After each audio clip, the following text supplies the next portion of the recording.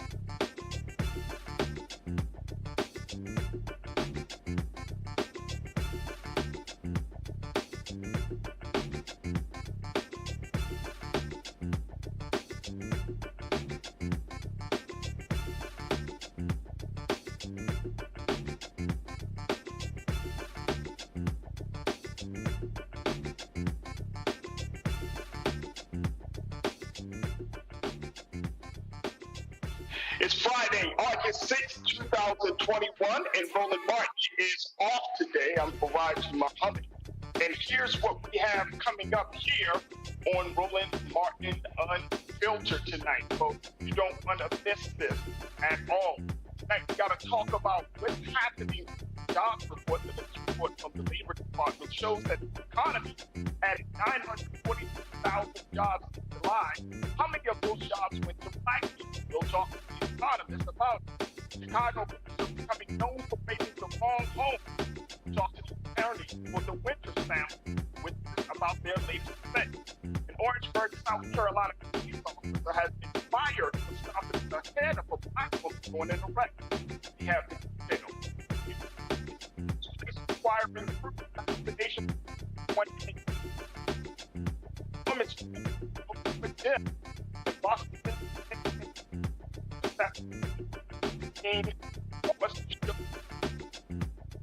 Entrepreneur Miss Rihanna becomes the policy we the black women are because should talk following talk to a coach about what should parents not take their children at their age. Dr. Dre's daughter, I think he's right. The whole support, all that and more is coming up with Roland Martin Unfiltered. It's time to bring the book. Let's go. He's got it. Whatever the miss, he's on it. Whatever it is, he's got the scoop, the fact, the find. And when it breaks, he's right on time and it's rolling. Best believe he's knowing. Putting it down from sports to news to politics. With entertainment just for kicks, he's rolling. It's on go, y'all. It's Roland Martin, yeah. Rolling with Roland now. He's funk, he's fresh, he's real, the best, you know he's Roland Martin now.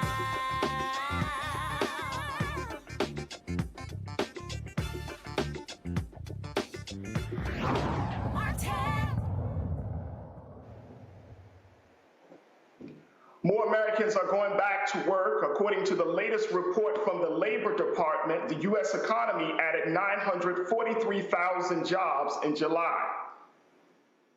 The unemployment rate fell to 5.4%, which is the lowest it's been during the pandemic. Once again, the leisure and hospitality industry saw the most significant gains, adding 380,000 jobs last month, including positions for over 250,000 bartenders and food service workers.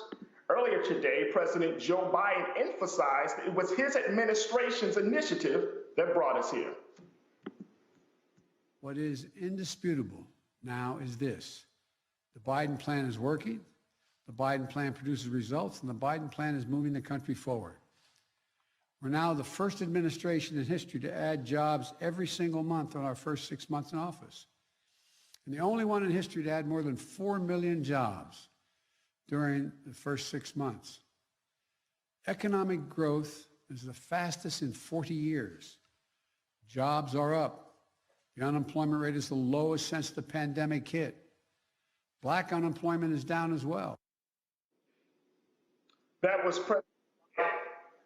President Biden talking about the efforts that his administration is making to bring jobs. Now, tonight, we wanted to start off the conversation about jobs and how they impact Black and brown communities, specifically as Americans are looking to go back to work, considering all of the changes from COVID-19 to job changes and losses.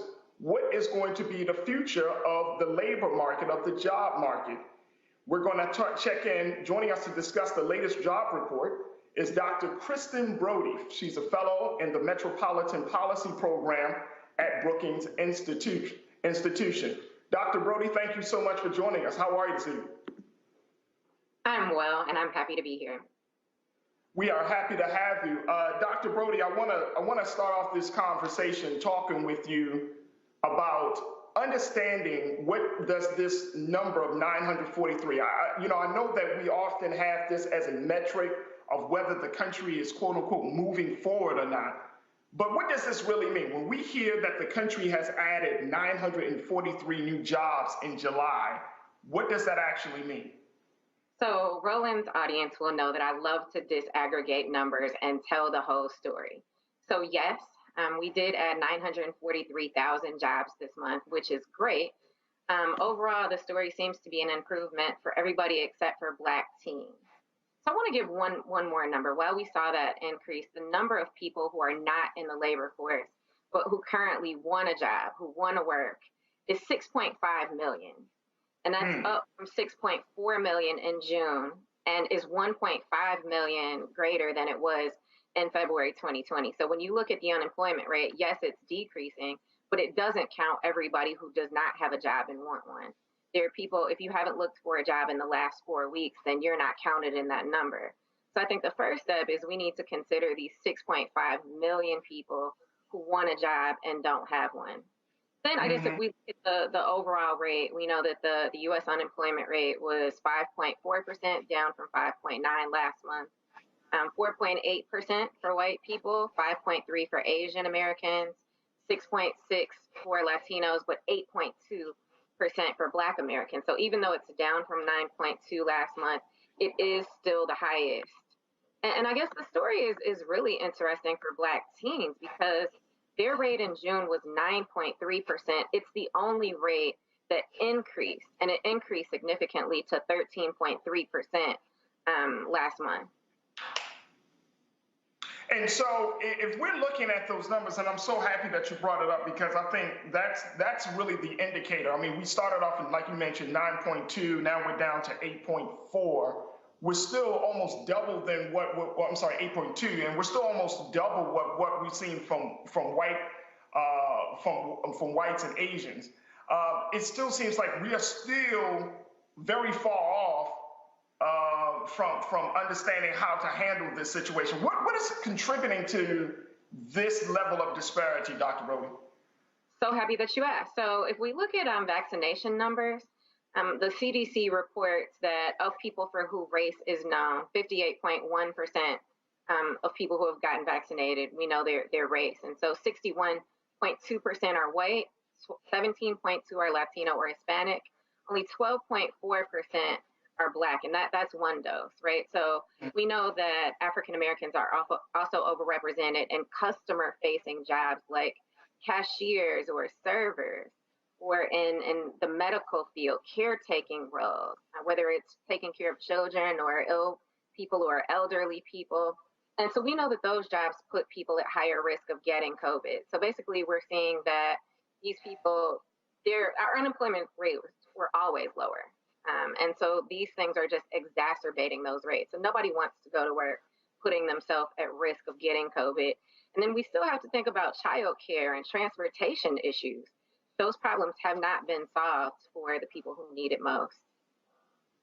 And that brings me to that other question, which was, which jobs are we seeing kind of weathering the storm of COVID, or is kind of weathering the storm? I mean, can we get any indicators which industries are surviving at this moment from looking at this latest job report?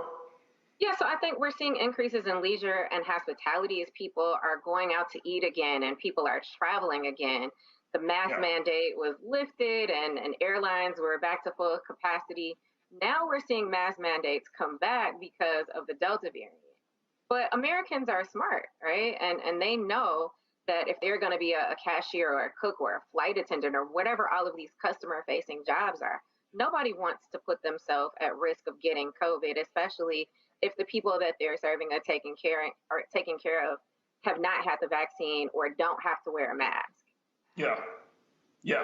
And I'm wondering, Doc, if we're talking about the mask mandate, getting back to that place, and there has been, at least in the state of Maryland here, there's been some conversation about, whether we're going to go back on lockdown. Dr. Fauci, he said, no, that doesn't seem to be the case. But with this new policy that we're seeing coming out of New York City, where folks are saying, hey, you want to need to have a vaccination card. I mean, how do you think all of these factors will play into even affecting those the leisure and hospitality industry? I think we've seen starts and stops, because in the very beginning, the CDC said that you didn't need to wear a mask. And then, of course, they said that we did. And then you didn't have to wear a mask if you were vaccinated. And now with the Delta variant and the Delta Plus variant, many cities and municipalities and businesses are saying that you should wear a mask indoors, even if you have been vaccinated. So I'm not an epidemiologist, never claimed to be, but I really can't say. I think that as more people get vaccinated, that, we should be able to slow this thing down. But with these new variants, we know that it's going to be getting colder soon. People aren't going to be able to do as much outside. So if we don't get ahead of this before winter comes, we may be back in a lockdown. I really can't tell you, but I think it's possible. And as we wrap up this part of the conversation, Doc, what do we do with this information? How do we use this information, this latest data, to empower our people, to empower folks, to empower employers to get people back to work? So I think the first thing is that we need to stop saying that people who aren't working are lazy or that they don't want to work. Yes, companies are offering bonuses. Some of them are one-time bonuses. But we have to understand why people aren't going back to work. Have they been vaccinated? Do they have childcare? Is the job somewhere where they can get to it? Do they have internet at home to even know that the job exists? So I think the first step is just to figure out who the people are that are in need and really why they aren't working, and to help folks understand that, yeah, people are getting these stimulus benefits, these unemployment benefits, but it kind of lets us know that we need to raise wages, right? I mean, if it is true that someone is making more from these benefits than they would have been making at work, that's a problem with wages, not with work. Absolutely, absolutely. Dr. Kristen Brody, we appreciate your time with us tonight to give us some insight about this latest report and this new jobs, and most importantly, its impact on Black and brown communities. Thank you, Doc. We appreciate you. Thank you. Absolutely. I want to bring in our panel tonight to give us some more details and their thoughts about what they're seeing coming out of the job market. We're joined by Brother Michael M. Hotep, who serves as the host for the African History Network show, Dr. Nyan B. Carter, who serves as a professor at Howard University for the Department of Political Science, and Kelly Bethea of JD Communications. She's a strategist for JD Communications. Brother Michael, Dr. Carter, Kelly, thank you so much for being on the show with us tonight. Thanks, Faraji. You're doing a great job. Oh, thank you so much. Brother Michael, let's start with you, because this is, when we have conversations about economic development, when we have conversations about what's happening, how do we get our people back into the job market, I'm not hearing too much, and I could be totally wrong on this, but I'm just not hearing us having a conversation in light of the latest numbers and some of the things that Dr. Kristen Brody shared with us. How do we have a conversation about these numbers, the unemployment rate being at 8.2%, and at the same time coming up with some ways to get our people back to work? Well, that's why this show is so important. An in-depth analysis from an African-American economist focusing on this jobs report and how it impacts African-Americans. This is going to be one of the few places that we have this conversation. If we look at the numbers, now she talked about 6.5 million African-Americans who are looking for employment but can't find it. That's the U6 number, okay? The U3 number is the 8.2%. The U3 number is, see, there's 6 different unemployment rates, okay? The rate that you hear, the 8.2%, that's the U3 number. U3 deals with people who've looked for employment in the past 4 weeks, okay? Now, people who have stopped looking for employment but still want a job, okay, they're not counted in that 8.2%. So one of the things that's important is to break down what these different numbers mean. And I encourage people to go to BLS.gov, Bureau of Labor Statistics, BLS.gov. You can read the unemployment report there, or the jobs report there, and find out what these different numbers mean. The other thing that's important to note, now this ties into what happened this past Monday. This past Monday, August 2nd, was Black Women's Equal Pay Day. Black Women's Equal Pay Day marks the day that the average African-American woman has to work until the next year to make the same amount of money that the average white male made the previous 12 months. So it takes the average African-American woman 20 months to make the same amount of money that the average white male made in 12 months. The average African-American woman makes 63 cents on the dollar. If we look at this piece here from CNBC.com, it talks about how African-Americans are participating in the labor force at close to the same rate as whites, yet earn 23% less on a weekly basis of $799 compared to $1,012 a week. So a lot of this has to do with the type of jobs that we're in, access to the jobs as well. One of the things that's extremely important, and I used to work in job placement. I used to work for a job placement company that focused on African-American communities. One of the things is extremely important is having culturally competent recruiters. Culturally competent, especially African-American recruiters, who are more sensitive to our issues, more sensitive to our needs, because we were able to get a lot of African-Americans employed once we focused on things like how to market yourself as a problem solver. Not just having a good resume, but performing well in the interviewing process. A lot of us get killed in the interviewing process. And the other thing when it comes to technology, and I wrap up with this, when it comes to technology, one of the things that knocks us out is the optical character recognition when you apply online for a job. When you apply online, this is an inside secret. They're looking for keywords that are already in the job posting. Okay, you score higher and get more callbacks if you put those keywords in your resume and in your application. It scores higher based upon what they're looking for. A lot of us don't know stuff like that, so we automatically get locked out because of technology. Dr. Carter, I want to get your take on this as well, because just as much as this is an economic issue, it's certainly a political issue, and we often hear political officials and leaders talking about bringing jobs back. But I'm wondering, in the era of COVID-19, does that even make a difference? Is that going to move the needle to bring some level of equity, equality, some sort of, any type of assurance or comfort to the millions of Black Americans in this country that are kind of displaced and trying to figure out where the next meal is coming from? I mean, I think the short answer to that is no, right? For many of the reasons that Michael just outlined. But I think this is one of the things that we always have to talk about when we're talking about these unemployment numbers, is that if you always look at the Black statistic, it's always double the national average, right? So right now, Black unemployment is around 10%, somewhere in that range. And again, Michael is right to point out, it does not capture those people who have decided that they're going to stop looking, right? Those people who said, I'm finished, right? This is doing nothing for me. So it's a nice point to make ahead of midterms, right? Because we're about to start that election cycle. It's a nice point to make when you're thinking about that next presidential election, which quite frankly just keeps getting closer and closer to us in the midst of a surge in COVID. And I think it also sort of brings up sort of the perverse nature of this pandemic. On the one hand, Blacks have been extremely harmed by unemployment, but then we're employed in sectors where we are over represented, right, or exposed to COVID-19 at the same time. So Black people are both underemployed and employed in places where they are at great risk for contracting COVID. And so it's a really sort of rough thing when you start talking about these unemployment numbers. And as Dr. Brody rightly pointed out, once you sort of disaggregate, it's not just that it's Black people, it's young Black people in particular that are being locked out and that are finding themselves time and time again outside of this great growth that Joe Biden and other presidents before him have talked about. So I don't think this does anything for those people to bring them any comfort, particularly when people are still hurting financially. The stimulus is still a shaky thing for many people, right? It's just not enough of it, and it's not on time enough. When we just had Representative Bush and others having to sleep on the Capitol steps to push an eviction moratorium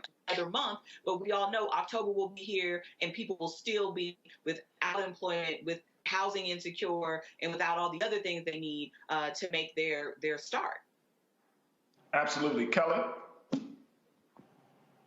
No, I echo the sentiments of the panel, but I also wanted to point out just how insidious COVID was to the job market. A lot of people aren't really considering the fact that a large part of our job market died this year.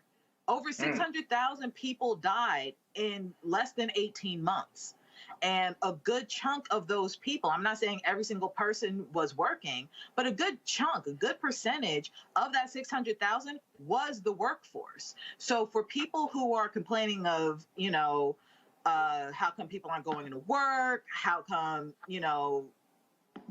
any complaint that is happening regarding COVID and jobs and job increases, the workforce died. A large chunk of the workforce died last year. And another point that has been echoed on this panel already, but the fact that people are finally realizing their worth in the job market is a huge reason why people aren't going back into the job market as quickly right now. The fact that we have been stuck in the house for almost 2 years, I mean, let's just face it, almost 2 years, and we were just as productive. Yeah. We were just as productive. We were just as hardworking, if not more productive, and got more deliverables out by being in one spot and not having to worry about traffic, not having to worry about office politics, not having to worry about the little nuances that actually get in the way of your job that you have to encounter because you have a job. Those things went away during quarantine. And people liked that, especially Black people. The fact that I did not have to deal with office politics and race relations was very refreshing to me. The fact that I could just do my work. For a lot of Black people, this is the closest thing to the white experience in the job market we've ever had. I'm not going back to an environment, hypothetically speaking, I'm not going back to an environment in which I feel unsafe as a Black woman, in which I feel undervalued as an employee, in which I feel like just a number or a token when I'm at home. I'm not only am I none of those things, but I'm actually better at what I do. So those are things to consider. And if employers out there aren't considering those things, they're in for a shock when it comes to this job pool and why they're not getting the quality candidates that they want and need. Yeah, absolutely. Absolutely. Well, we're going to certainly have to see how things unfold, but I hope that at least this part of the conversation will get people thinking and inspired to get more involved. And like you said, Brother Michael, making sure that the organizations and institutions and spaces that are in our communities will do their part to get folks back to work. Thank you so much. Folks, the Chicago Police Department has been slapped with a lawsuit by a family who was the victim of another botched raid. Now, back in 2019, the Winters family was at home when they heard a loud banging on their front door.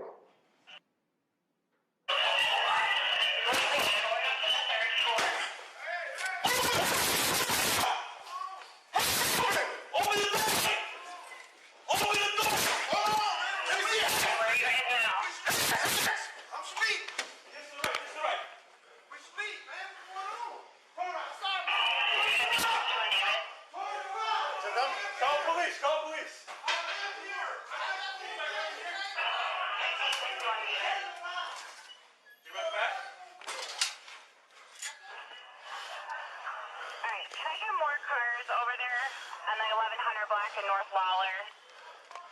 What building squad? Look over there. Is that him? Red. First building south of the alley.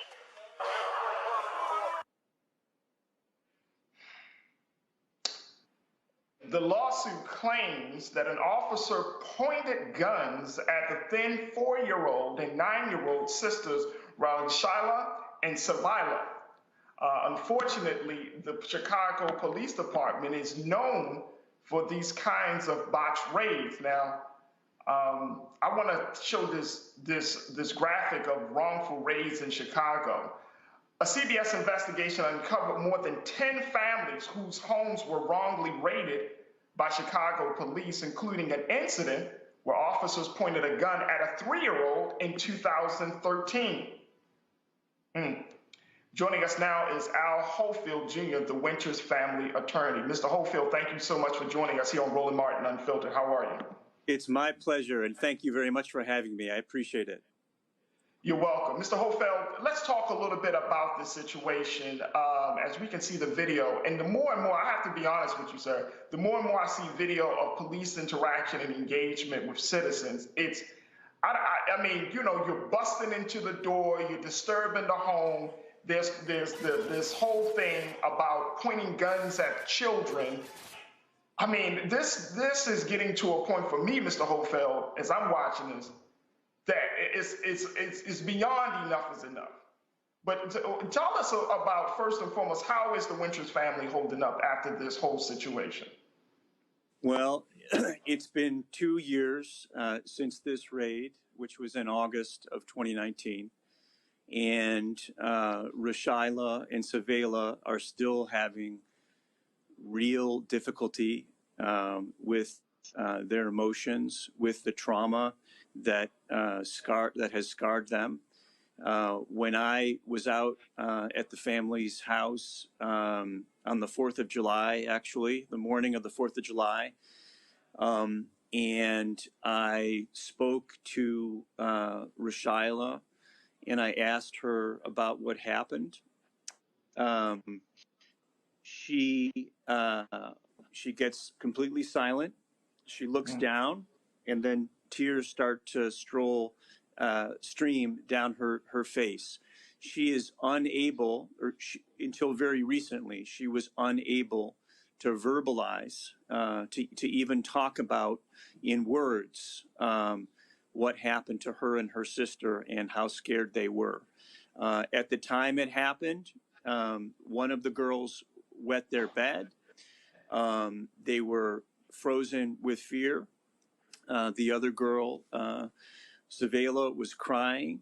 And since that incident, since that day 2 years ago, they've continued to have nightmares, trouble falling asleep, difficulty concentrating. Rashaila has started to act out by cutting up clothing of hers. She cuts up her new pajamas and other. None of these behaviors, none of these things were issues for the kids before this police raid 2 years ago, and they're still living with it. And they're unfortunately, it's likely that they're going to continue to live with it for some time. Has the family gotten any type of therapy or therapeutic support for Rihanna and Savila? They've had some. It's not necessarily, if you don't have private health insurance, you don't necessarily get the best psychological care and counseling. We do work with some therapists who have a trauma clinic down at the University of Chicago. It's federally funded. So we're in the process of getting them additional counseling and treatment. And, certainly one of the goals of the lawsuit is to recover more than enough money to support high quality ongoing care and counseling for them for some years to come. And so since this is a part, Mr. Hofield, this is a part of a larger federal lawsuit. Is that correct, sir? This is one case of 11 that my firm has brought. The graphic that you showed was terrific. 7 of those cases in your graphic are cases that my firm has brought. We've brought a total of about 11. All of them raise and focus on this issue of pointing guns at young children. And let's be clear, we're talking about young children of color. This does not happen by and large in white neighborhoods in Chicago. This pattern of pointing guns at close range directly at young children of color is the same across these cases. At the press conference the other morning, one of the things I said was, this is a different family, but it's the same case all over again. This has been a long-standing practice, as you pointed out. This has been a long-standing practice of the Chicago Police Department. It's gone on for decades in Chicago. The Department of Justice in 2017 said, among other things, CPD, you have a pattern and practice of engaging in less lethal, excessive force against children. And they specifically cited and discussed examples of pointing guns at kids. It's not only gun pointing. There's a lot of other forms of excessive force against kids. But because we cannot, because it's very difficult to bring this kind of case as a class action, what we have done something similar, but it's not technically a class action. Instead, we've brought multiple lawsuits, each one by a handful of family members. And I'm sad to say that we still have other cases like this that are teed up and getting ready to be filed. And so, and I'm wondering, Mr. Hofeld, when we're talking about the pattern of excessive force by the Chicago Police Department, if it's that much of an issue, is this a part of their training? Are they trained to point guns at children? Yeah, so it's a good question. I mean, so the problem is there is no clear, bright line rule about when Chicago officers are allowed to draw their weapons and point them at civilians. Wait a minute, okay. Yeah. Okay, so there's there's no clear, bright line rules about that. So you mean to tell me that this choice, this decision, comes from the judgment of a police officer who feels like it is the necessary decision, the necessary move to point a gun at a 4-year-old during a raid? That's exactly right. So what they're taught is that you're allowed to point your weapon when your safety is threatened, or maybe when somebody's non-compliant or resisting or whatever. They're taught a sort of vague general use of force standard, and then beyond that, yes, they're allowed to use their discretion as to when they think there's a threat. But of course, constitutional law is very clear that an officer is not allowed to point at someone who is fully compliant, who does not pose a specific threat to that officer or to anyone else. And the law is especially clear that when it comes to vulnerable people like young children, there's no reason to point at them. But officers have this broad discretion within these general sort of use of force principles and guidelines. And obviously what happens, in Chicago, officers come on too strong. They come out of the box using way too much force, partly because maybe they're trying to protect themselves, partly because, we have a problem with racism. We've got officers who don't see other human beings as fully human. So all these things come into play when they're using their discretion. And yes, they often wind up pointing at kids or at other civilians who are innocent when there's no objective reason to do so. That's just one of the details about this whole case that is disturbing. I mean, alongside of the fact that they got the wrong address. So I don't want us to minimize the trauma that has been inflicted just down to one detail. There have been many things. I mean, just the fact of busting through your door late at night and you got army gear on damn near, coming through your home with, guys just yelling and screaming is another element. But I do want to make sure that we bring up this point too, that I know that Mayor Lightfoot, the mayor of Chicago, has said that they're going to try to do a better job. The police superintendent, David Brown, said they're going to try to really deal with this issue. Can you talk to us a little bit about what is supposed to be the process for getting warrants, making sure that botched raids don't continue to happen? What's the process? Because there is an investigative component to getting warrants, to making sure that the whatever information is coming to the police department is good information, not just some willy-nilly stuff. So what is the process? Because there is an actual legal process to that the police department need to oblige by before a raid is done, correct? Yes, absolutely. So I'll tell you the process, then I'll tell you the way it's been done, then I'll briefly tell you the reforms that, at least on paper, have been made recently in Chicago.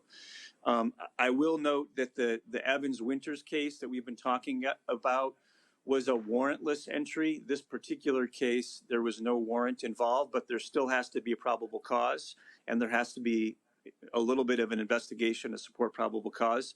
But the other cases that are on your graphic, almost every other case on the graphic was a search warrant case, a bad search warrant case where they raided the wrong home.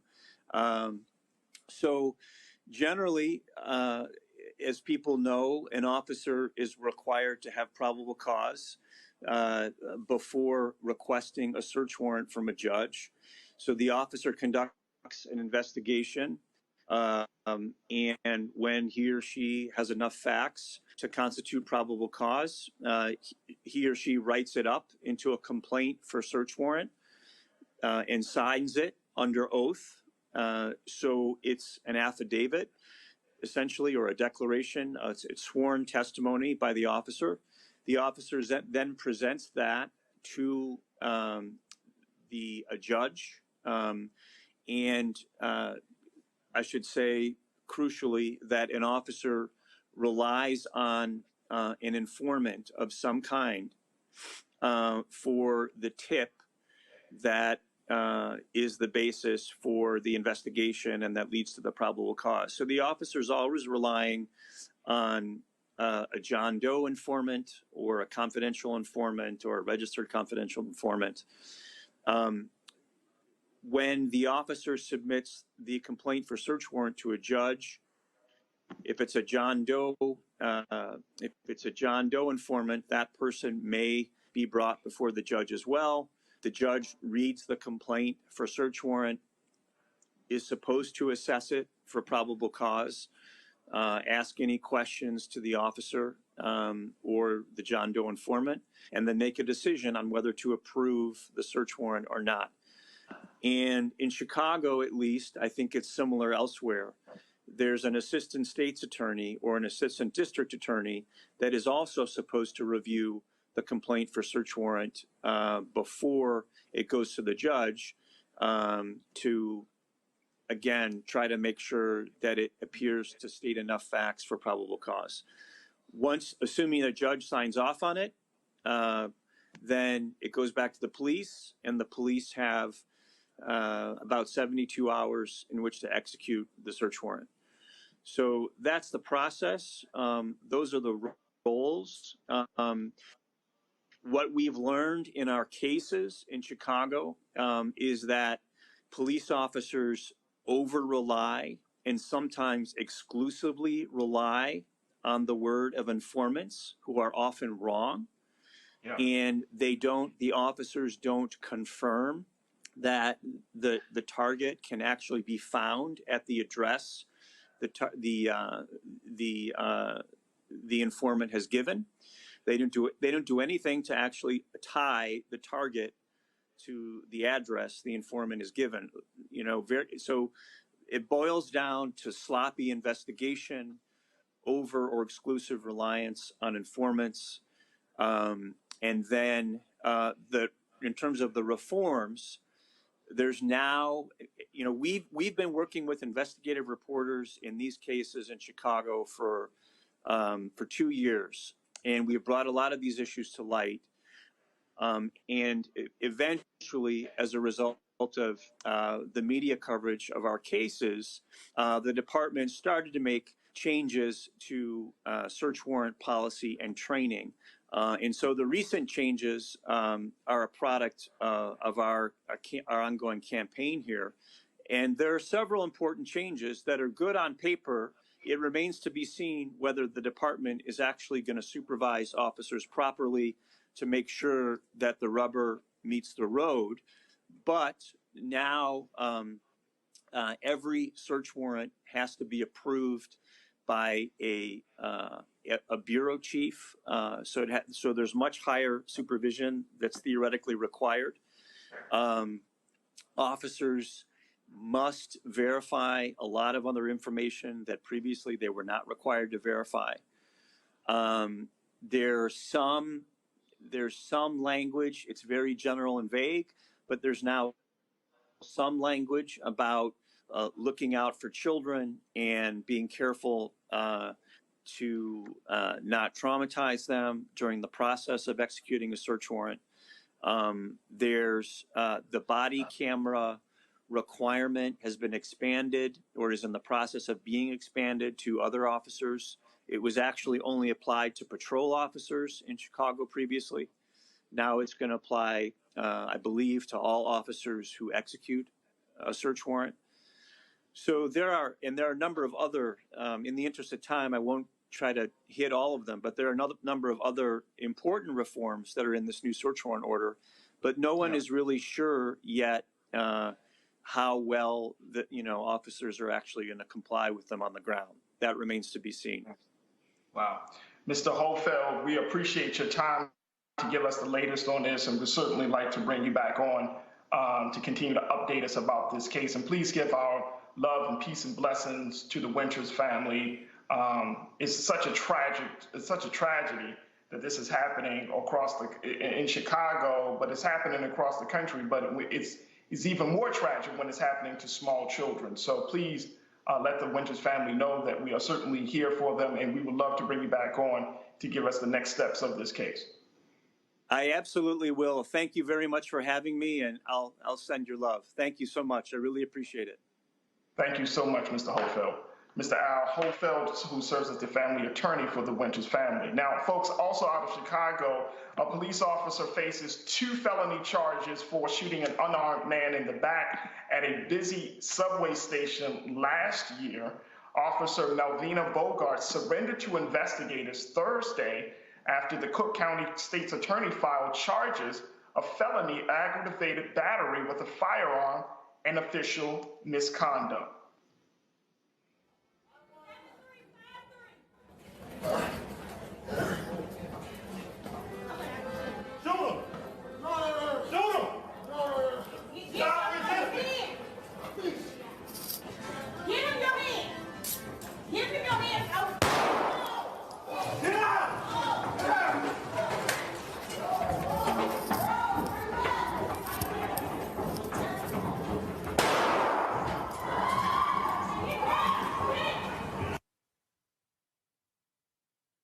Officer Bernard Butler were trying to arrest Ariel Roman for allegedly moving in between train cars. Roman was shot after a struggle at the bottom of the subway station's escalators. Now, after the incident, the police superintendent said the two officers should be fired for, quote, violating multiple department policies. Bogart and Butler were stripped of their police powers in 2020 and placed on desk duty. Bogart was released on her own recognizance. Her next hearing is on August 18th. If convicted, she faces up to 30 years in prison. Let me go back to my panel here. We have Brother Michael Imhotep, host of the African History Network show, Dr. Nyambi Carter, Howard University Department of Political Science, and Kelly Bethea from JD Communications is a strategist there. First, where do we start with this case? Dr. Carter, we've talked about these police-involved shootings. We talked about, even with the situation of botched rape. What's next? Look, I think you can't intellectualize this, right? You don't need to be a rocket scientist to know that something is rotten here. And I think when we saw here with Mr. Roman being shot in the back, again, moving between trains, was it worth the time? And maybe asking our questions, a little empathy would go a long way. This man is resisting arrest because we know arrest can be catastrophic in our communities. We don't just get to come back from those. And so resisting arrest over something really small and petty. Probably the biggest danger was to himself. So to then go from there to being shot in the back, right, in a busy train where that shot could have gone to anyone. It could have hurt anyone. It really made me think of Oscar Grant. And I think in many cases, like you just talked about in the previous segment with these children, the trauma that police are causing seems to be outweighing the good that the idea of them protecting the public, right, is supposed to bring. So I think, if anything, this again, it goes back to your earlier point, which is it about training? Is it about who we are attracting to the police force? Is it the fact that we've told the police officers that it's a us and them out there and every day that they have to fight to get home? And so whatever means, whatever force they use is okay, because at the end of the day, we as civilians are the real enemies, right? And again, I don't know, right? Again, we can say defund the police and we can say all of these things, but for now, these people are still here and they're still employed. And we see, despite these calls to defund the police, cities actually investing more monies into police department. And so, it's hard to say what to do, but I do think one of the things we can do is get rid of qualified immunity. And when we start making police pensions responsible instead of citizens responsible for the lawsuits that are rightly coming from these misuse of force and these abuse and murder cases, then maybe we might see some movement in how the police think about treating their public. Kelly, I'm wondering, when I see, and Dr. Carter, I appreciate that for that insight. Kelly, I'm wondering, when I look at cases like this, especially when it involves Black officers, I'm thinking to myself, do the Black officers understand the dynamic? I think that they do, but at the same time, it's like when you're in those very kind of, in the case of being in that train station, when you're in that moment, do you really, I'm hoping that Black officers at least say, you know what, maybe I should try to settle this in a different way. My concern is that Black officers, if they're with their, with white officers, or they may feel like they're compelled to respond to a situation that is similar to what we've been seeing over these past few years. Can you help me to understand that piece, Kelly? I can try. Well, first of all, you keep saying JD Communications. That's not the name of my business. JD is my title. JD, I'm sorry. I apologize. Yeah, Kelly. JD is my title for law. But sure, I just wanted to make clear. So that, yes, ma'am. Yeah. So just for clarification, but you're right. It is, I can't speak for the mind of a Black officer, right? I do know that I have friends in the force who every day put their lives on the line to make sure that we are safe in my respective jurisdiction, right? I also know that when it comes to my friends, they have the mindset and are very aware of police relations within the Black community. So they, to my knowledge, from what they have told me, they do everything possible, really go above and beyond situations in which they don't do things like this, right? They understand that if they weren't in the uniform, that could be them with anybody else. Without the uniform, you are still a Black man, you are still a Black woman, and you are still considered a threat by way of your skin color. Your skin is the threat for a lot of these officers. So when a Black person who is an officer does something like this, it makes me feel like, one, they should know better, but also it is just reckless.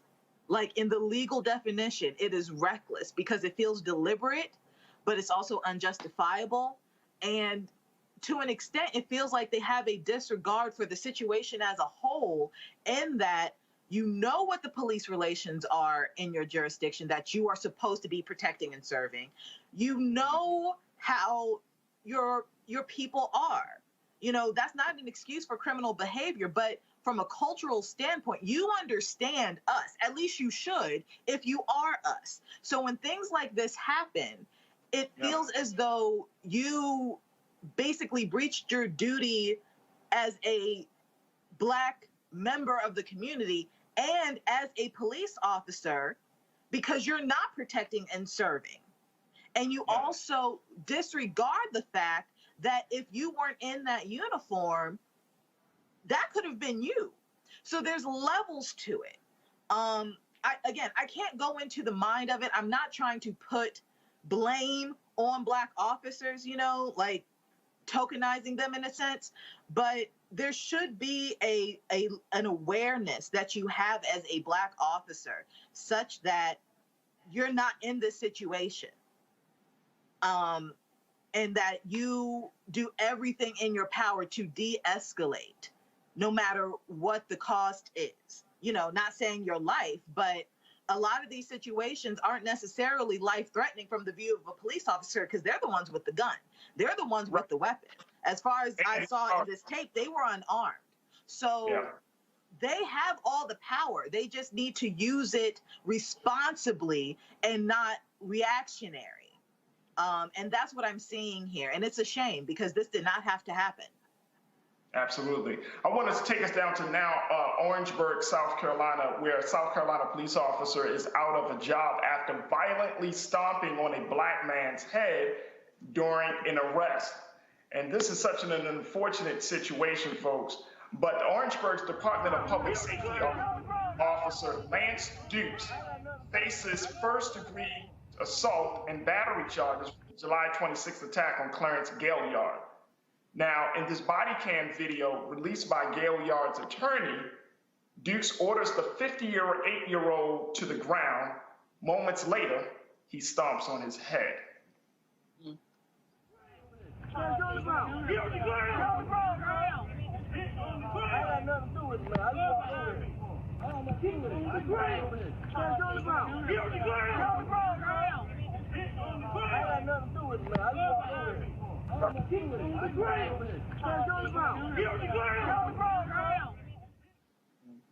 Now, Gailliard suffered a bruise to his forehead and was taken to the hospital by paramedics. Orangeburg public safety officials say that Dukes was responding to a 911 call about a man carrying a gun.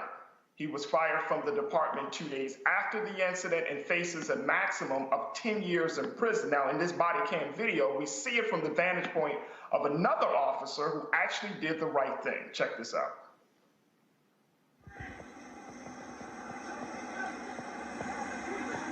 So I want to say, give me a description of subject. I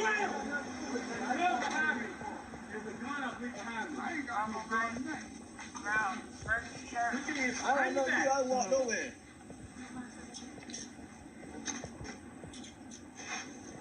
There a gun back there? No. Ain't no gun. By that truck. Ain't no gun. You're not listening, dude.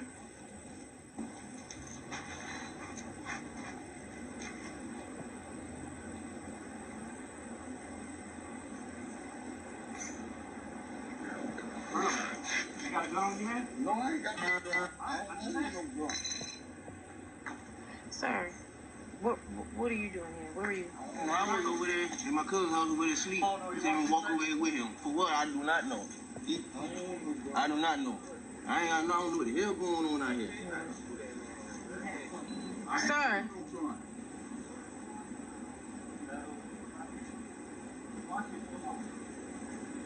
So what's your name? Where are you coming from? I was over there asleep. So what are you doing over here? My cousin asked me to come walk over here with him. For what reason? Who's your cousin? The one in the burgundy? Yeah. Okay. For what reason? I don't know what the hell going on over there, man. Do you have a gun or anything on you? No. Sir, come on. You can get up off the floor. Okay? And now if I turn around, let me pat you down, okay? Alright. What's going on? Do you know what's going on? Yup, they slammed my head down on the cement. Does he need EMS? Yeah, He need EMS? I got a head trauma. Yeah. Yo, bust my head down. Can I get EMS Yeah, I've been in an accident. Yep, yo, bust my head down. You threw me down. I sure did. Yeah. No, it ain't. You ain't had to throw me down like that. I'm disability. Okay. I got the head problem. Yup, you threw me down. Yup, you threw me down. Yup. Individual head has been busted. His Yup, you bust my head. his head is bleeding a little bit on his forehead. You bust my head down on the cement. He was in front of the car when I came out. He was walking like this. And I thought it was a gun at first. I said, drop the gun, drop the gun, drop the gun, drop the gun. Had him a gun point. He's over here doing something like this. You slammed my head. You slammed my head. What he was doing is putting this up behind the tire. So he comes over right here. He got his hands in his pockets. I'm telling him, let me see your hands, let me see your hands, let me see your hands. Why you bust my head then? He wasn't listening. No, it ain't. He got then the, I put it like down. this right here. Then you grab me, And we moving on and to the then ground. you bust my head down on the cement. You bust my forehead. Kicked him on his Damn neck. right, because you bust me down on the cement. He kicked him on his Bust my neck. head down. Yeah, right here. Where was you? I'm standing right here because I got out the car. Bust my head. Where's the complaint? Bust my head down. We're trying to get the name of the complainant, so Bust my right head. dispatch is giving the name. Brother Michael, I want to go back to my panel right now. Brother Michael, it's interesting and ironic that you have these two incidents, one black woman officer who is the perpetrator, and then you have this other black woman officer who is trying to make things right. You know, when we look at a situation like this, and you can see that the officer is trying to explain or trying to justify why he brutalized this brother. But at some point, I'm just starting to feel like maybe it is just the fact that that's just how police are. And that when we have these conversations about police interaction with the public, we should just say, that's what police do. Not, oh, they're supposed to do this and they're supposed to do that. No, that's what they do. That's what they do. Let's keep it in the present moment. Let's keep it real. Let's not sugarcoat it. Let's not talk about the fluffy protect and serve. No, police will bust your head, kick your ass if you go against them. That's where the conversation, I think, needs to start at this point. Well, we see that some police officers are doing that, whereas others are not, and try to de-escalate a situation. I'm glad that sister was there to be reasonable.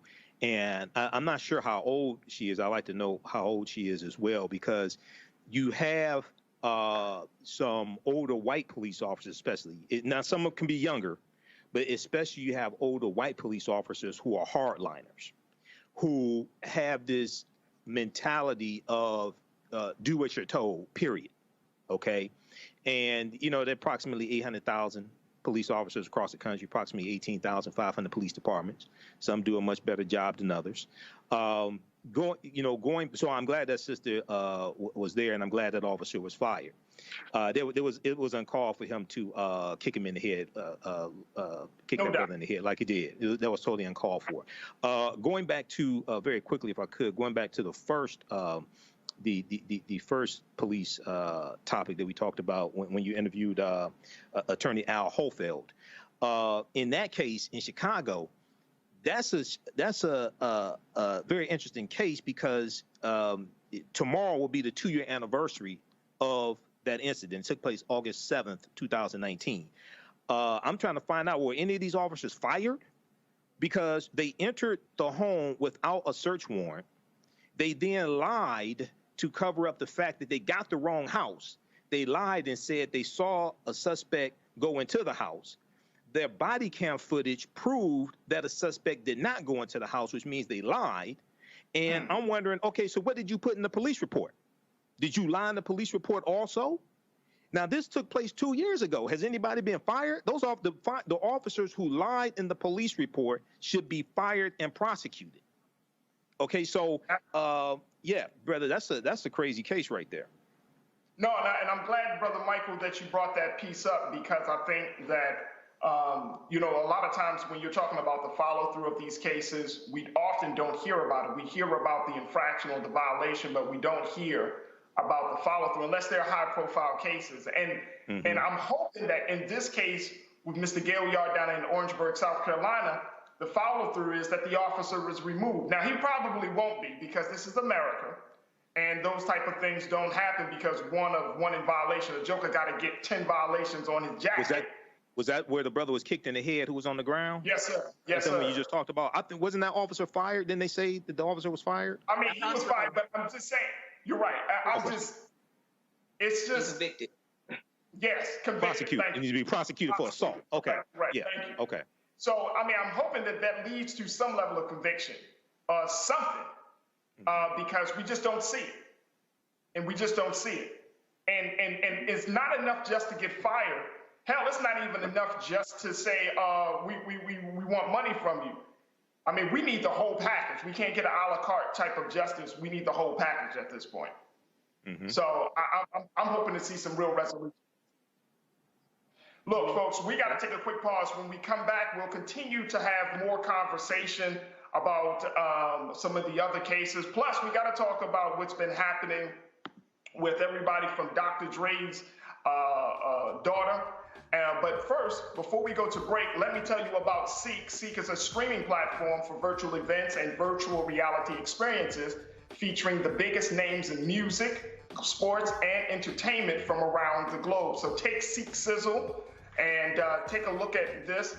But the Seek's mission is to enable content creators to directly generate revenue from a global audience on multiple devices, including VR headsets, smart TVs, gaming consoles, mobile and desktop devices. Now, whether you're a gamer, music, or sports enthusiast, Seek has something for everyone. Go to seek.com, that's CEEK.com, and use Roland Martin Unfiltered's discount code RMVIP21. That's a smooth discount code. RMVIP21 for your next purchase. All right? And that's at seek.com. We're going to take a quick pause. When we come back, more. Stay with us. It's Roland Martin Unfiltered.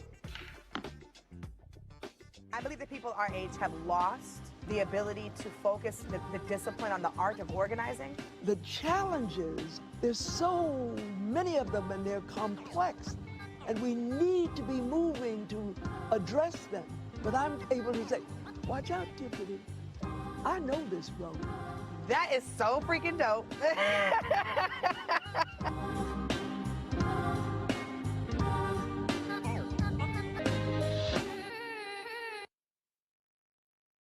George Floyd's death hopefully put another nail in the coffin of racism. You talk about awakening America. It led to a historic summer of protest.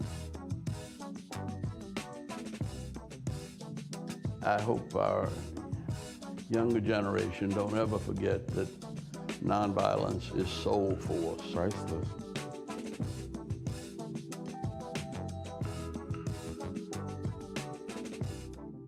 What's up, y'all? I'm Will Packard. Hello, I'm Bishop T.D.J. What up, Lana Well, and you are watching Roland Martin Unfiltered.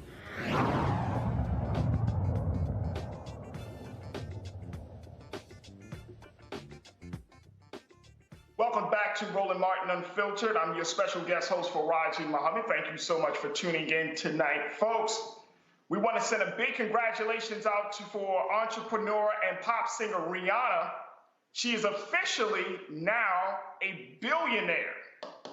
This is all thanks to her Fenty empire. According to Forbes, Riri's net worth is an estimated $1.7 billion.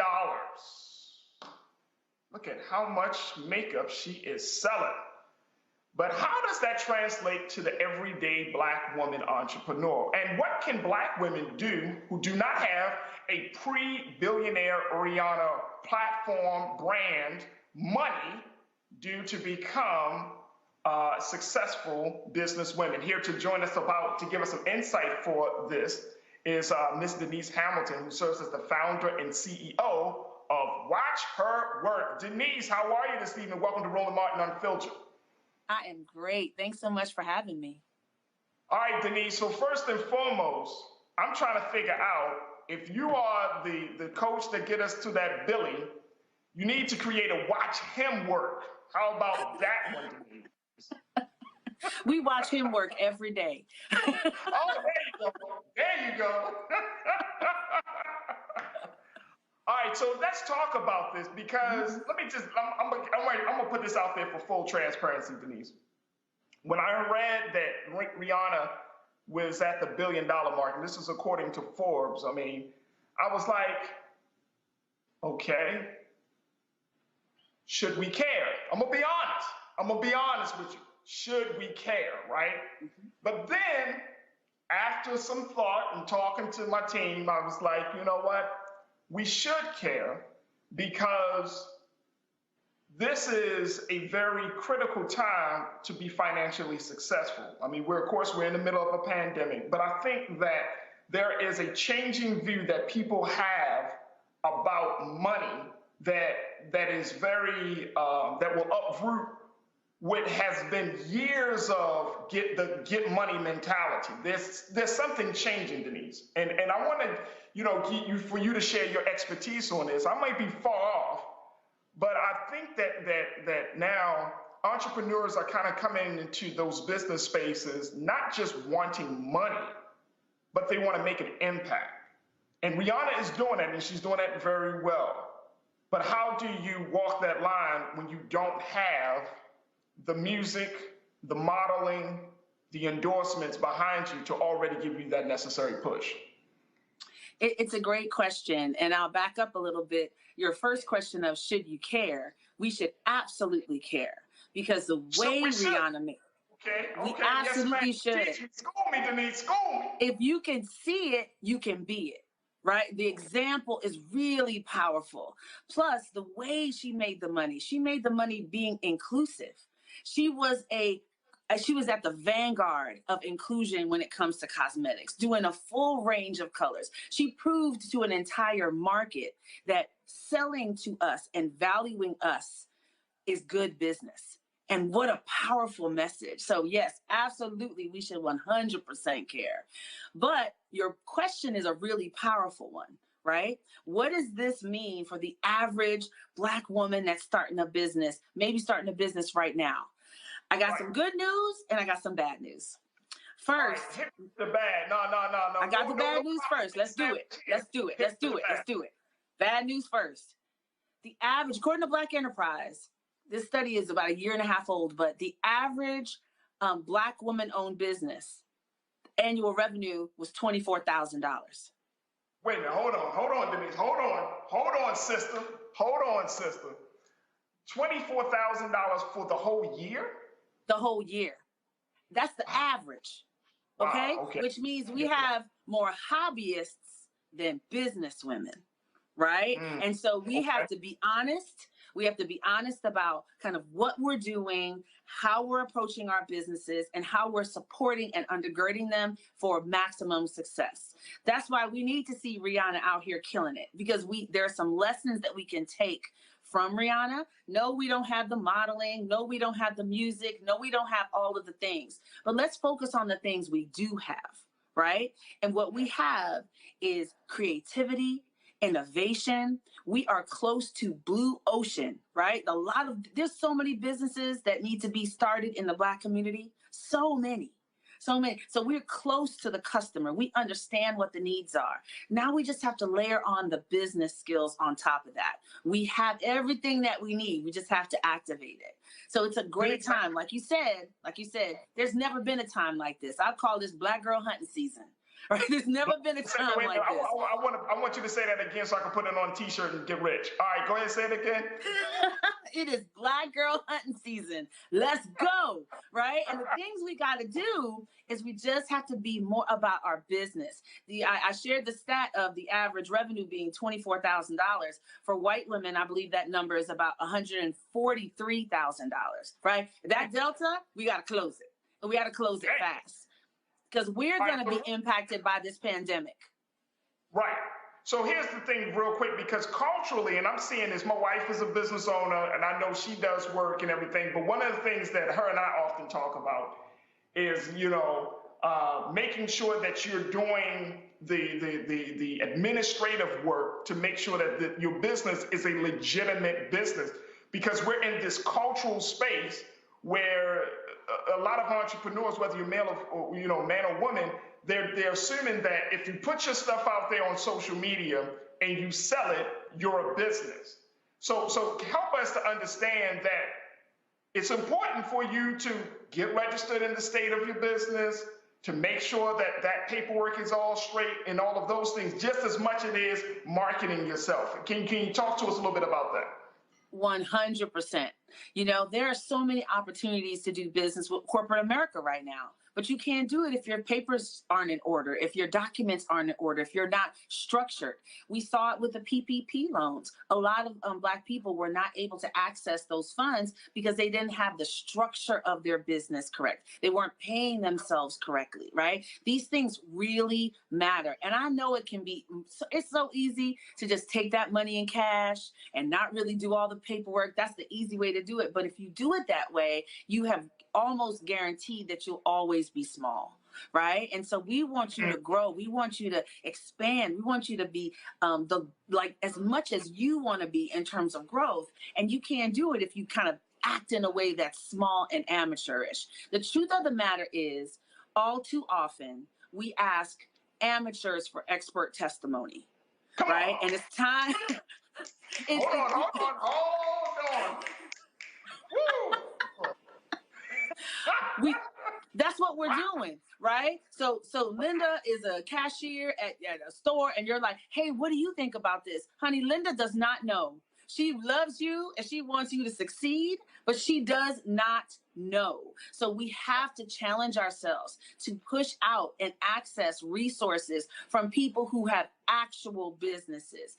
And I love the coaching community. I do, but we need to be careful and vet people that we hire as coaches and make sure they have a demonstrable business and not just a coaching business, right? Like if your business is selling me coaching, then you are not necessarily exactly the right person to be giving me coaching about my perfume business or my laundry business or my dry cleaner, right? So make sure that you're getting great advice. And there's so many resources for great advice, right? Even your local library. That librarian, if you call them and say, hey, this is the information that I need, they will give you the demographics. They'll give you the upcoming trends for your industry, what is happening. Like, they'll share so much information with you. So you have to push past, and that can be intimidating sometimes, right?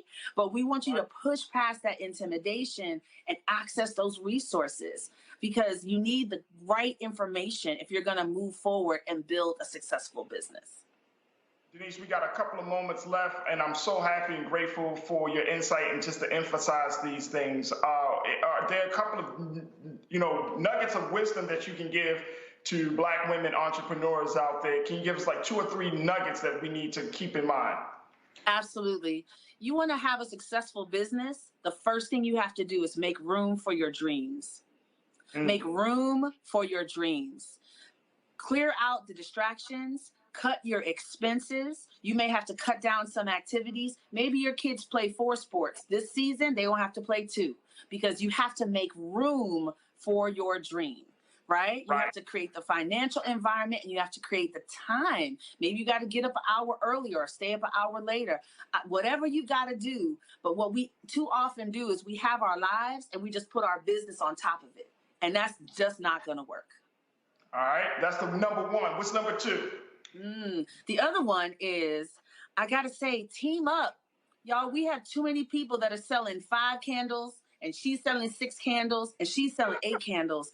Boy, if y'all got together and teamed up, you could sell 1,000 candles, right? So find people that are like-minded, that have similar interests, similar passions, and let's figure out ways to work together to get the bigger product. So rather than selling, 7 candles at the flea market on the weekends, can we team up and sell 1,000 candles to Sony or 1,000 candles to a bigger corporate customer? Maybe, but you don't know if you don't try.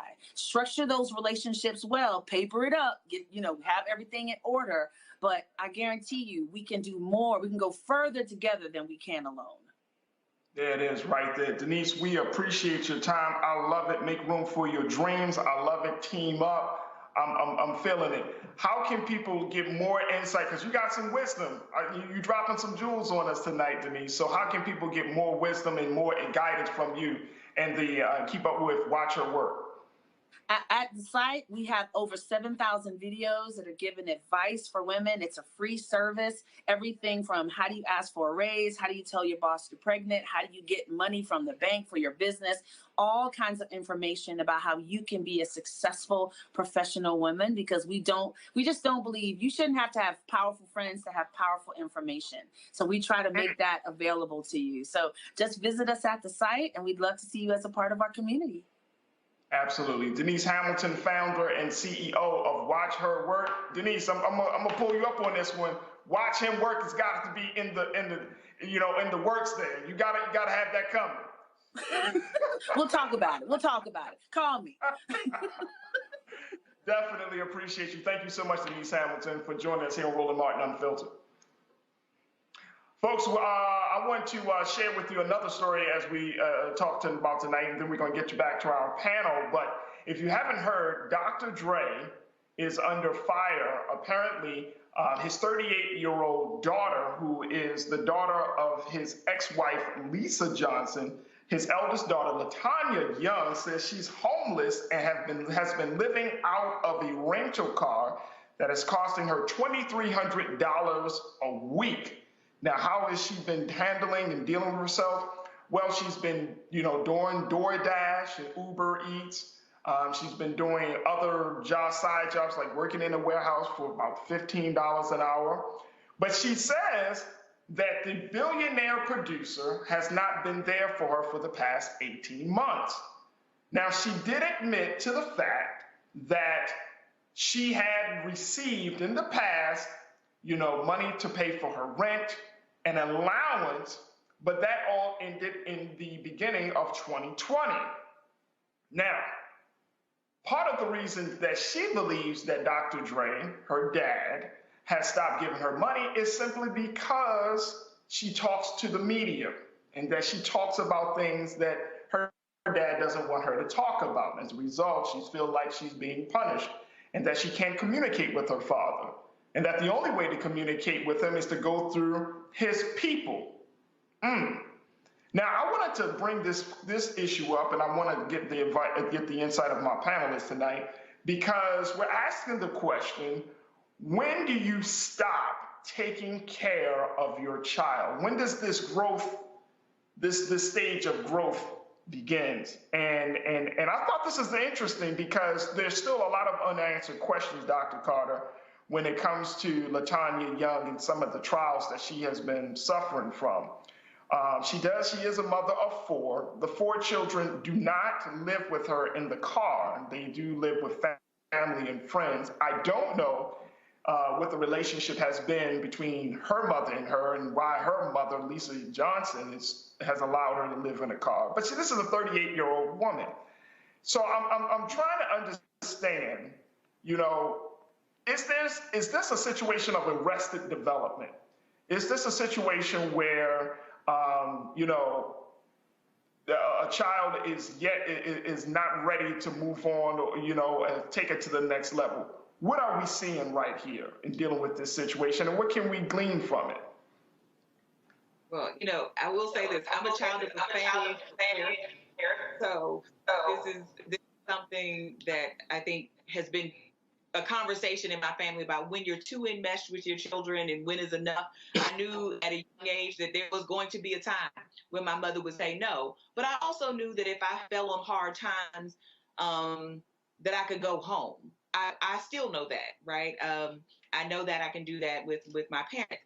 But that said, it's hard, being an outsider looking in. We don't know, as you said, all the ins and outs of their relationship. Maybe it's a strained relationship, at least from some of the things she said. It appears to be that way. But I also think, many of us want to sort of armchair psychologize this family and tell these people what they should be like. And most of us are only saying this because we know that Dr. Dre is a billionaire. And we say, well, he has it. He can do it. He can take care of her. Yes, he can. He can take care of all of us and then some, right? But what I should do as a parent is something separate. I mean, as you know, we are talking about a 38-year-old woman. We don't know what her circumstances are. We don't know why this has changed, right? And so I feel uncomfortable saying what Dr. Dre or any other parent ought to be doing for their grown child. I know, at least for me, I think the expectation was, I'm going to put you in the best position I can to be able to care for yourself.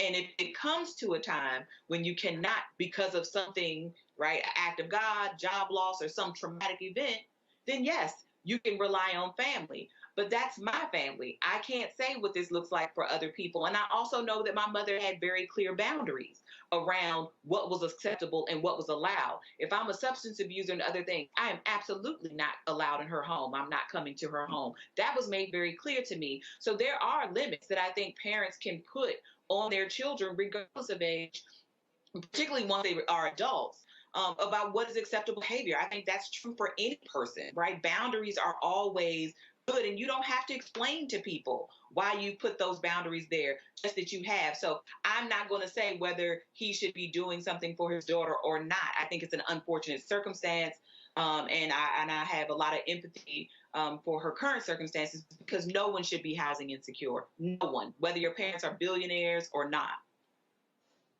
Oh, absolutely. Absolutely, Dr. Carter. I want to bring Brother Michael. What's your take on this? Because something that Dr. Carter said that I think that is a big message that is often in the Black community, at least in my household as well. I could be wrong, Brother Michael, on your end. But I remember my dad, he probably said, well, I didn't say it quite like that. Yes, you did, Dad. You told me when I was 18 years old, I better hit the road, man. You got to get up out of here. Now, that has been a part of our culture for a very long time, that you get to quote unquote adult age, and next thing you know, your parents are saying, all right, like baby mother bird, all right, you got to go out there and fly. Is it time for us to revisit that culture and say, maybe that's not the right move in this day and time? Maybe I should let my daughter stick around. Maybe I should let my son stick around a little bit longer till they complete college and things. Is that the right narrative or the right cultural point that we need to be following at this point, Brother Michael? Pandemic, it throws things off, and the rate of rent is skyrocketing. The price of homes is skyrocketing. The price of new cars is skyrocketing. The price of used cars is skyrocketing. The price of rental cars is skyrocketing. So I think right now, I mean, this is a wild card, right? What we're going through right now is a wild card. But when we look, not knowing all the details here of their situation, but just looking at the story from the Daily Mail and the Root.com, she was getting assistance from her father up until like 18 months ago or so. Right. She works at a warehouse. She makes $15 an hour. She also does Uber Eats and DoorDash. Okay. Right. She's homeless, living in a rental car. Right. She said it's an SUV that costs $2,300 for 3 weeks, and she only paid for 1 week. Okay, if you don't pay after a certain amount of time, they're gonna report that car stolen, and you're gonna be arrested in that car. So in a situation like this, luckily her 4 kids are not with her in that SUV. Okay, luckily they're staying somewhere else. But this is like a dire situation. This is from what I understand of this situation, not having talked to Dr. Dre, not having talked to her, but what from my understanding of the situation is not a situation where it appears where he's giving her money right now and she just keeps blowing it and didn't pay the rent. You know what I mean? It's not like a situation where she got money and she blew it on something else and didn't pay the rent and then got evicted. Okay, she's in the car. So in a situation like this, I don't know what the relationship is like. Apparently, she hasn't talked to him in a number of months or possibly years. My daughter's 4. If my daughter was 38 in a situation like this, and I was in a situation to help her, whether we're on speaking terms or not, I don't want my daughter homeless. Okay, I don't want my daughter homeless. I don't want my daughter in a situation like this because if something tragic happens to her, yeah, he's gonna have to live with that. Yep, there it is. There it is. Kelly, what's your take on it? I was split when I first saw it because on one hand, you're almost 40 and it doesn't seem like you have your stuff together as a mother, as an adult, as someone in this world who, by all accounts is of sound mind and body and is able. But on the other hand, let's be real. Dr. Dre does not have the best track record when it comes to his treatment of Black women, specifically those in his family or those he brings in as his family, being a wife, being a girlfriend, what have you. So my initial take on it is that it's none of my business because it's literally not my business. But if we're going to use it as a conversation piece, it is interesting to see how many people or which people are leaning towards the notion of my baby is my baby and they're going to be good regardless, and the whole kicking you out of the nest come hell or high water. I feel like the latter is more of a Black American thing, because when I talk to and when my friends who are Black people but of different cultures, it is normal to stay home until you are about to get married or you are completely stable enough to become independent. But in saying that does not mean you don't have responsibilities at home. So it to me, there feels like a disconnect in that conversation where it's like, oh, is he going to just take care of her or whatever? Or is she just going to be out on her own? There's nuances to this. And in the real world, there's real nuances to it. So like if you're living at home and you're an adult, that doesn't mean you don't pay bills. That doesn't mean you're not responsible for the home. It's just, the home's just not in your name. So more or less, it's like an apartment, but your parents own it. That's how I've always seen it. And that's how people I know who are in that situation see it, because that's how it's being treated. But it's a collective effort to keep the home. So again, I'm split. At the end of the day, it's none of my business, but I wish her well. There it is. There it is. Kelly, thank you so much. Folks, we're going to take a quick pause. When we come back, we got some updates for you about some of the police brutality cases that we've been following. So stay right where you are and continue to support us here on Roland Martin Unfiltered. We'll be right back.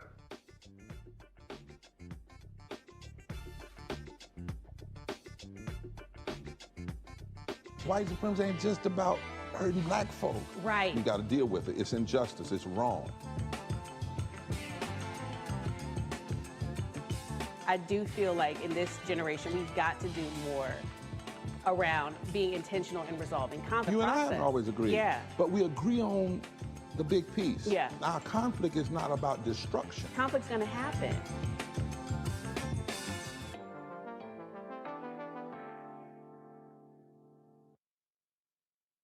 Hey, I'm Amber Stevens-West. Yo, what up, y'all? This is Jay Ellis, and you're watching Roland Martin Unfiltered.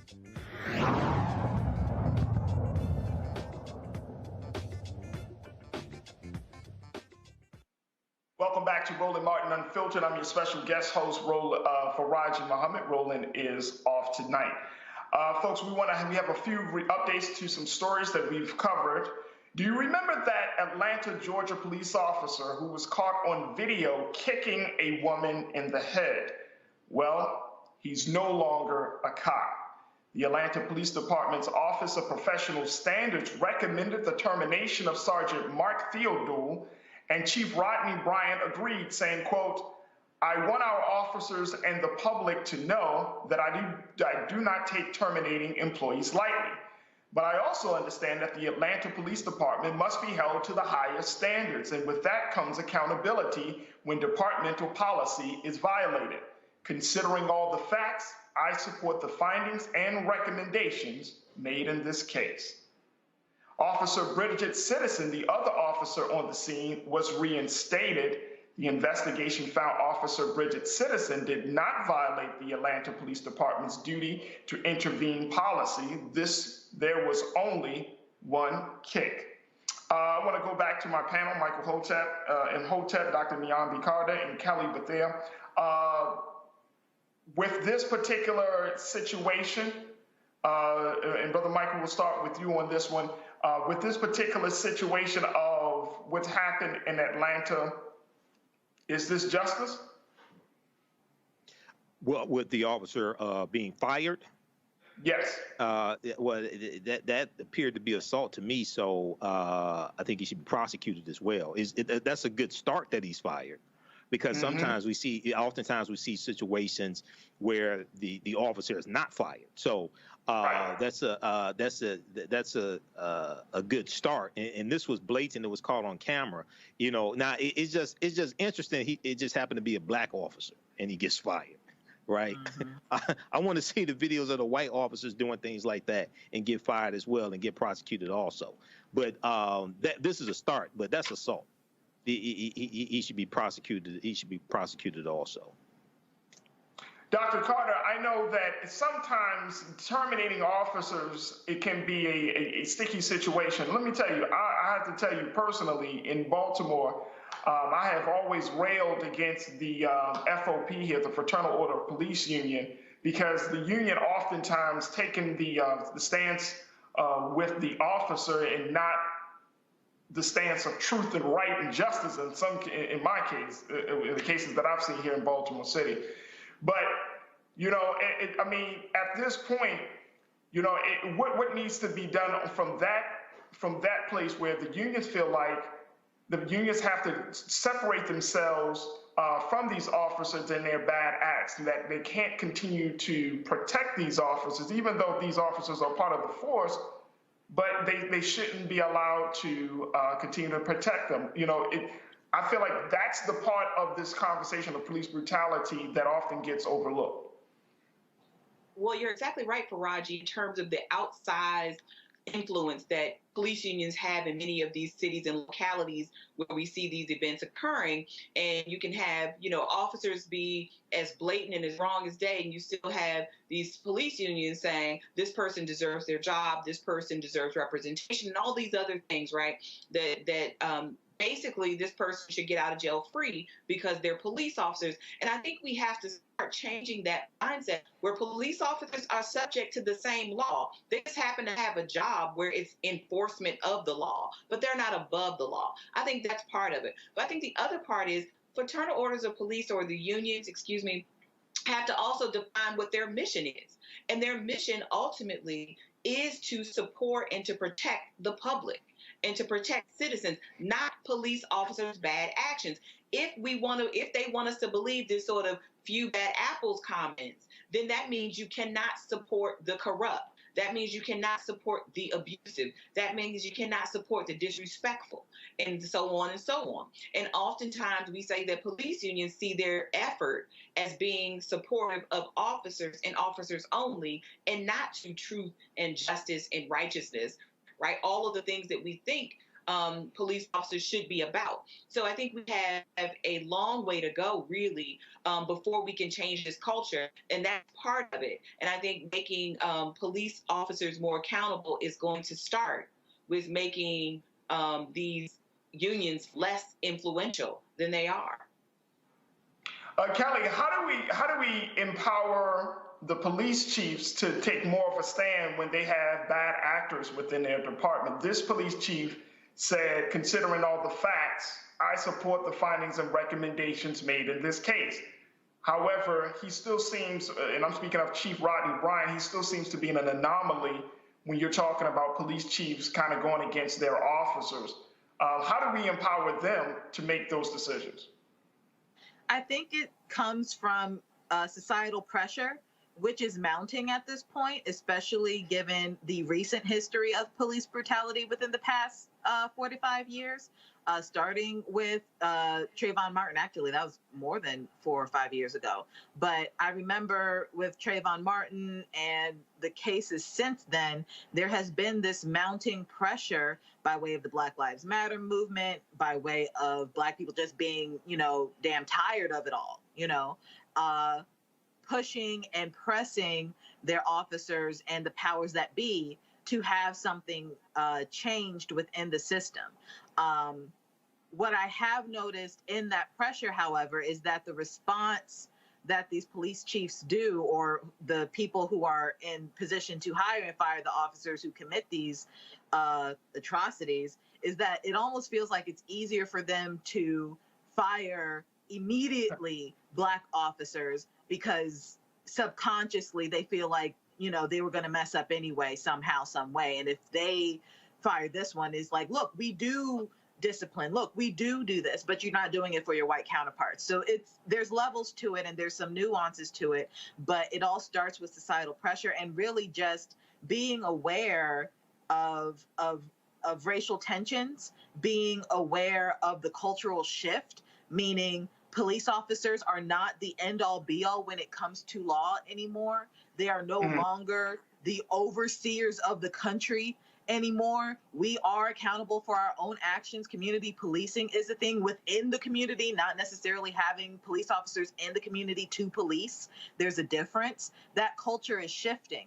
And the more police chiefs across jurisdictions, across the country, realize that the culture is shifting, that even their own police officer base is shifting. Like the people coming in, their mentality is also shifting.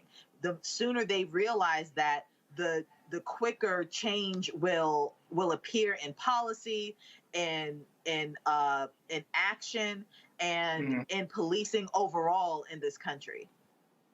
Yeah, I would totally agree with you on that, Kelly. And I think that, and I love how you said that there has to be like a silent pressure because even though folks aren't protesting in the street as much as they used to, as we saw last year, the fact is that we have to keep the fire going. And I'm as an organizer, as an activist, that is one of the hardest things that I think people grapple with when it comes to these issues. Consistency is key. Consistency is everything.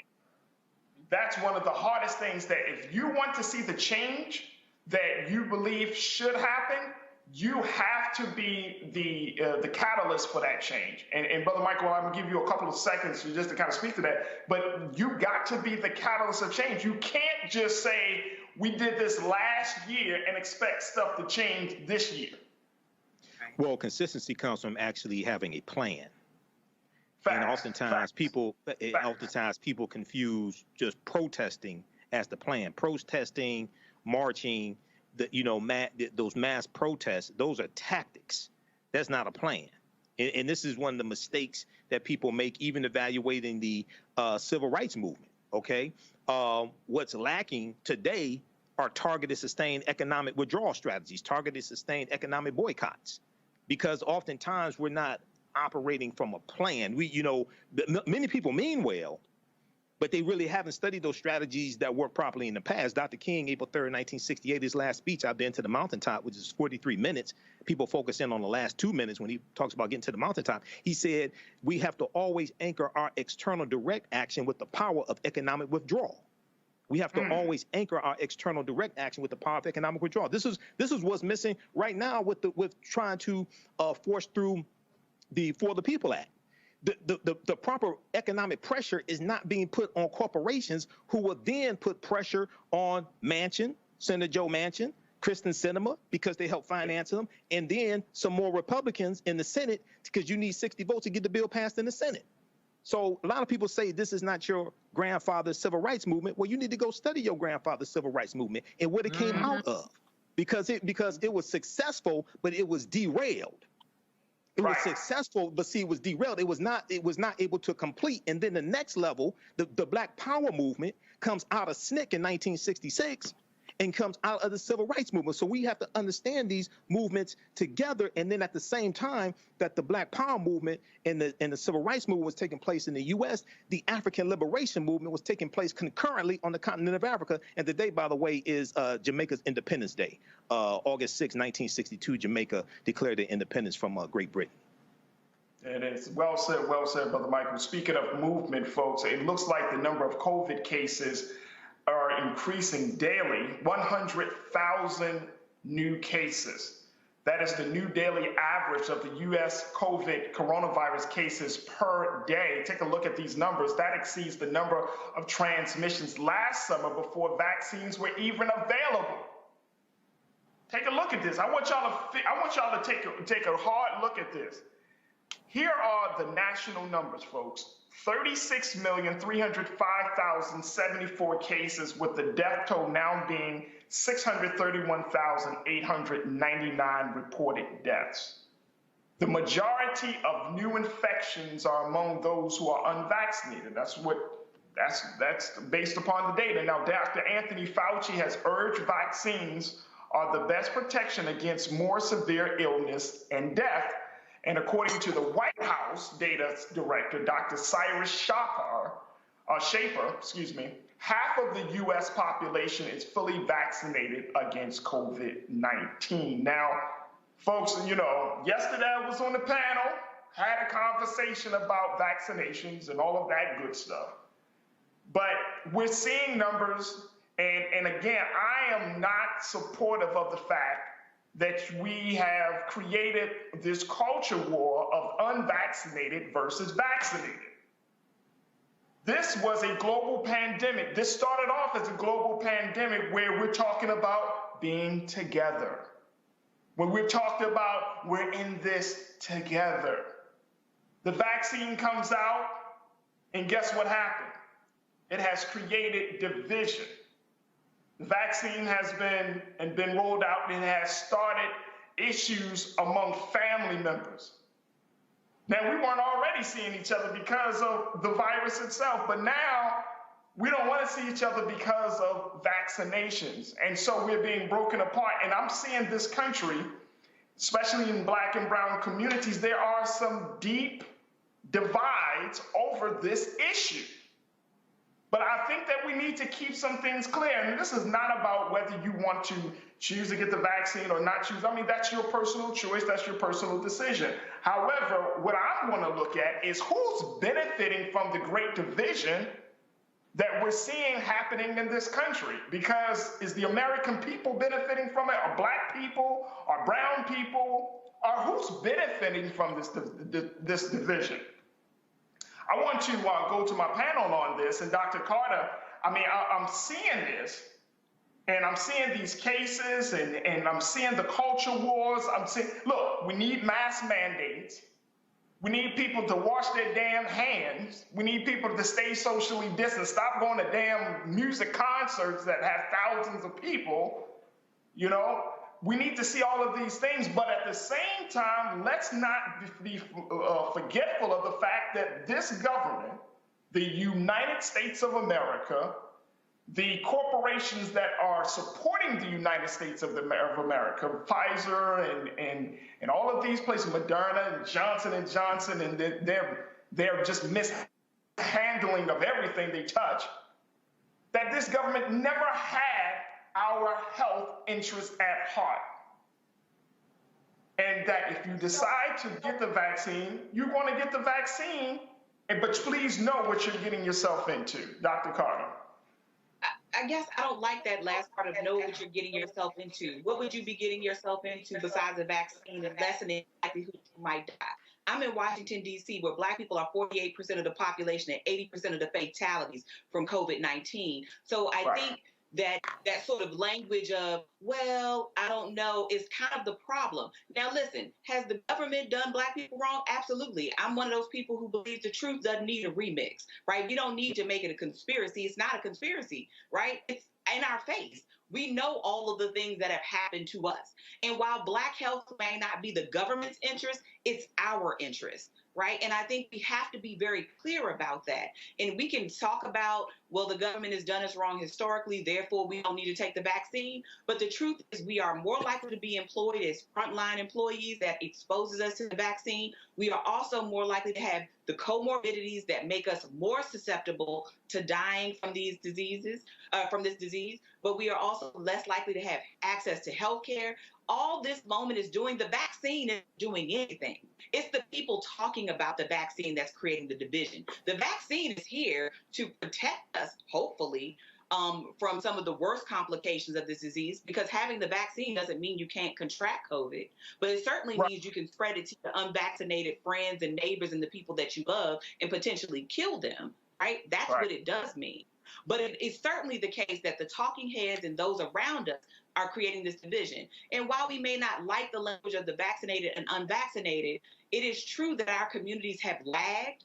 And lots of the conversations that we have had about whether people have take the vaccine or don't take the vaccine are not about telling more truth about what the United States has done to Black people. And I won't even say that far into the past, right? It's not been that long ago, right? No. Where we've seen some of these egregious sort of medical errors. But there's also the case that one of the things that I think makes this moment different is the fact that this was one of the times that we had a global concentrated effort on a singular vaccination. And I'm not going to tell Black people, don't get vaccinated for COVID-19, just like I'm not going to tell them, well, don't get the polio vaccine or the measles, mumps, rubella vaccine or any other vaccines. No, white America may not have had our health, or this government may not have health in mind, but can Black people benefit from this? Yes.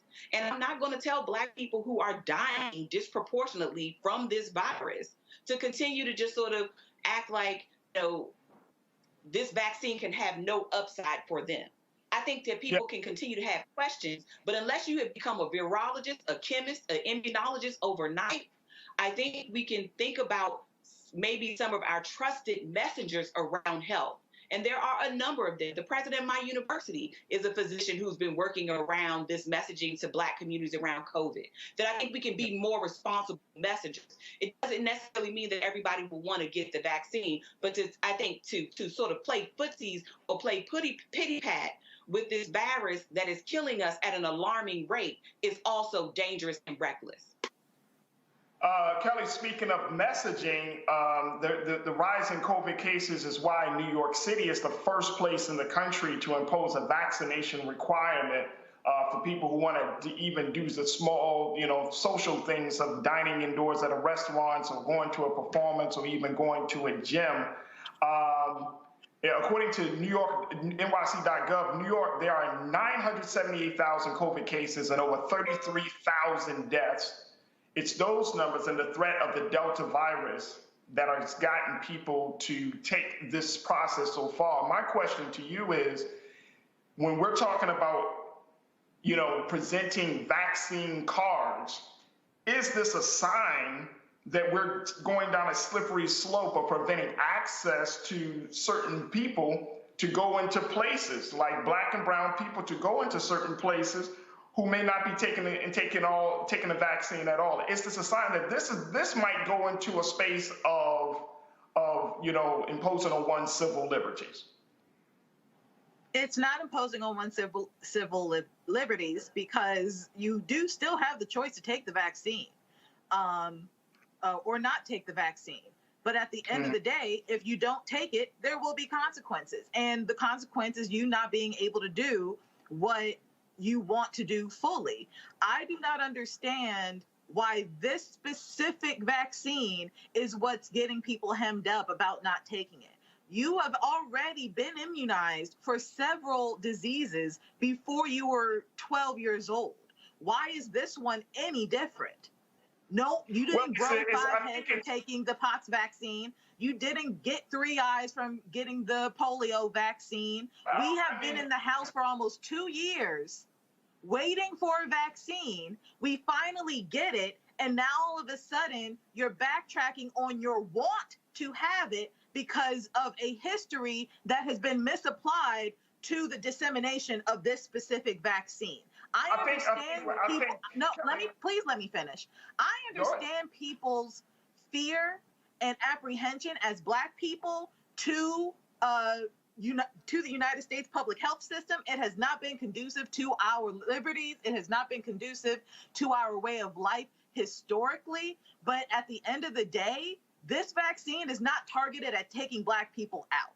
It is, if anything, trying to keep the Black workforce alive because they need us. So I don't understand that logic of you not wanting something that is not only to keep you alive, but to give you the opportunity to do what you used to do before this pandemic hit.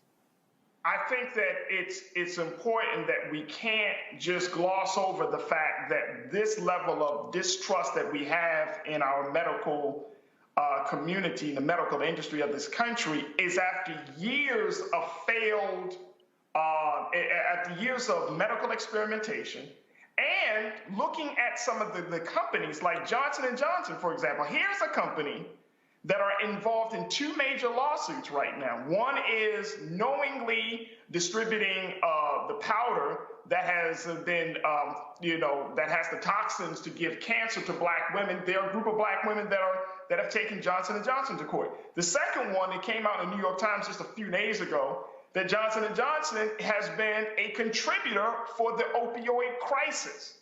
It's one thing to say, okay, let's have a vaccine, but when you start looking at the companies that the United States government wants us to put our trust in, and it's a company like a Johnson & Johnson, then why should we trust them?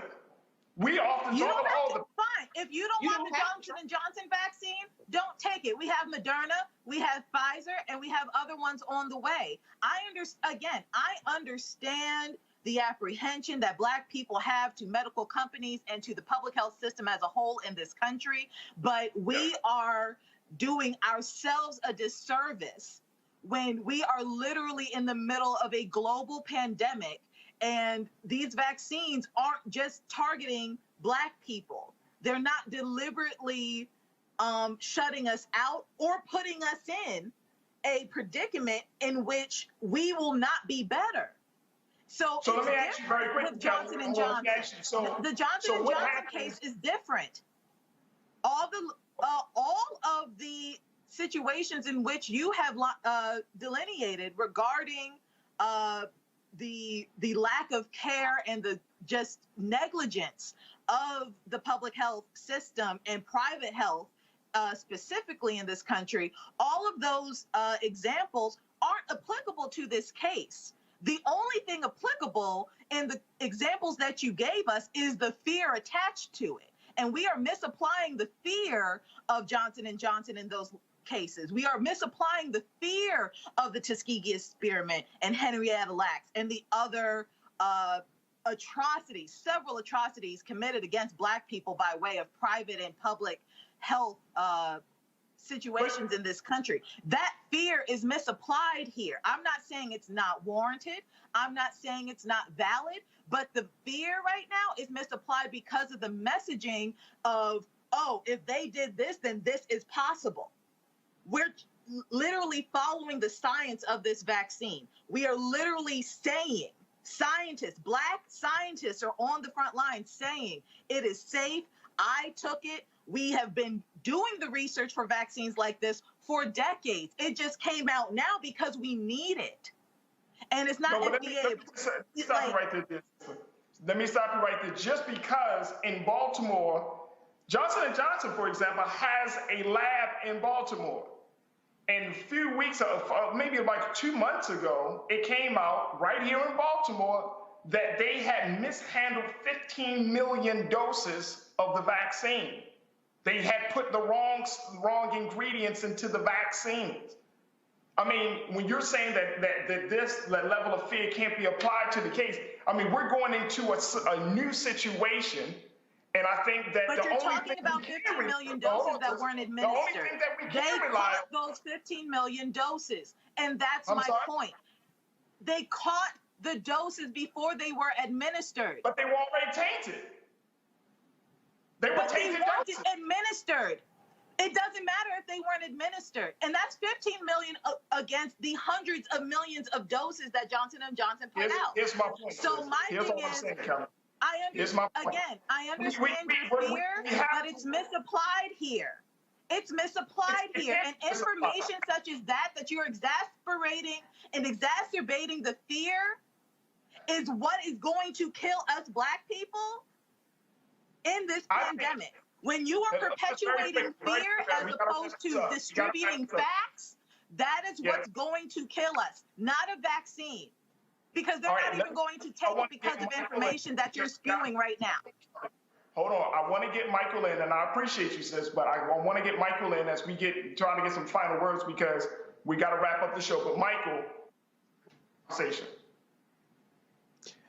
Okay. One, I get medical advice from medical professionals. One. Two. Exactly. The question that your original question is who is benefiting from this? These are the culture wars. Fox News is benefiting from this. Rupert Murdoch, who got vaccinated, is benefiting from this. Donald Trump is benefiting from this. Donald Trump got vaccinated also, so did Melania. They just didn't do it in public. And see, Fox News had to institute a vaccine mandate, meaning if you want to work at Fox, you got to get vaccinated after they lied to these dumbasses that keep watching Fox News, because at some point, Republicans, there's a lot of the Republicans in the GOP, a lot of them in the House of Representatives, just had a press conference where they were encouraging people to get vaccinated because they realized, you know what, we keep lying to these people and we're killing the dumbasses that are stupid enough to keep voting for us. Now, where are we going to keep finding people dumb enough to keep voting for us if we keep killing them? So people benefiting from these culture wars have been Rupert Murdoch, have been Newsmax, have been Fox News, have been people like the My Pillow guy, okay? People like that. Then the other thing is, and hopefully Roland to bring Malcolm Nance on, counterterrorist expert Malcolm Nance, because a lot of this disinformation dealing with vaccines and anti-vax information is coming from Russia. That's another thing. And that's something that people like really are not focused on. A lot of this anti-vax stuff, and it didn't just start like this month. It's been coming for the past few years. Malcolm Nance has been talking about this for probably about 2 years that I know of. Now, lastly, I'll wrap up with this. I've talked about this before.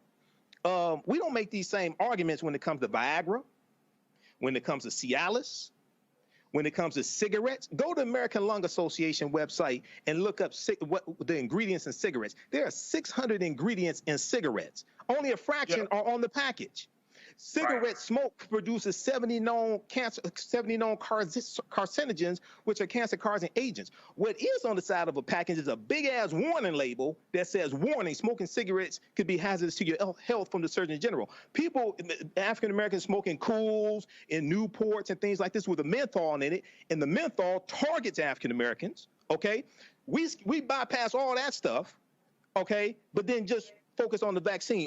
All this other stuff, all this other medication that we take, we don't make none of these arguments for all that other medication. So questions are good. I'm not against our people having questions, but address questions to medical professionals, especially those that know your medical history and know your risk factors.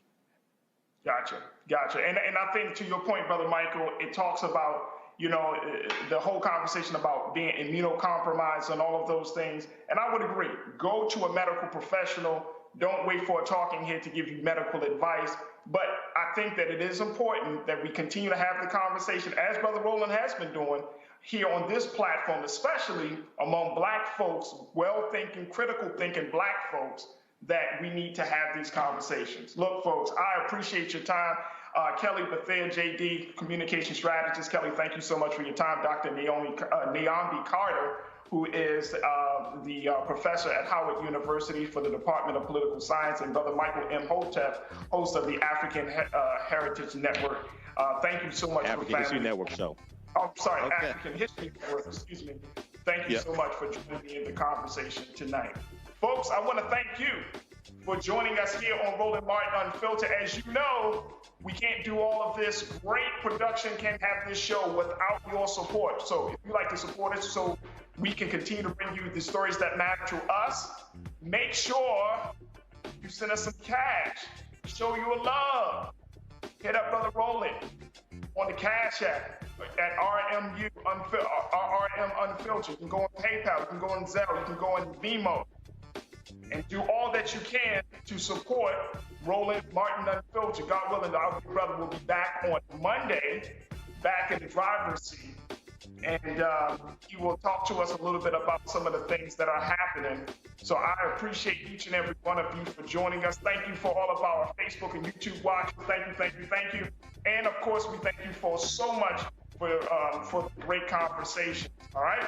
So as my big brothers say, thank you for joining us. Let's continue to bring the funk with Roland Martin Unfiltered. I'm your special guest host, Raji Muhammad. It has certainly been a pleasure to talk to you tonight. Thank you, Brother Roland, for giving me the wonderful opportunity to sit in the big chair to represent you. As always, we end the week by showing love to our Bring the Funk fan club. Check it out. Peace.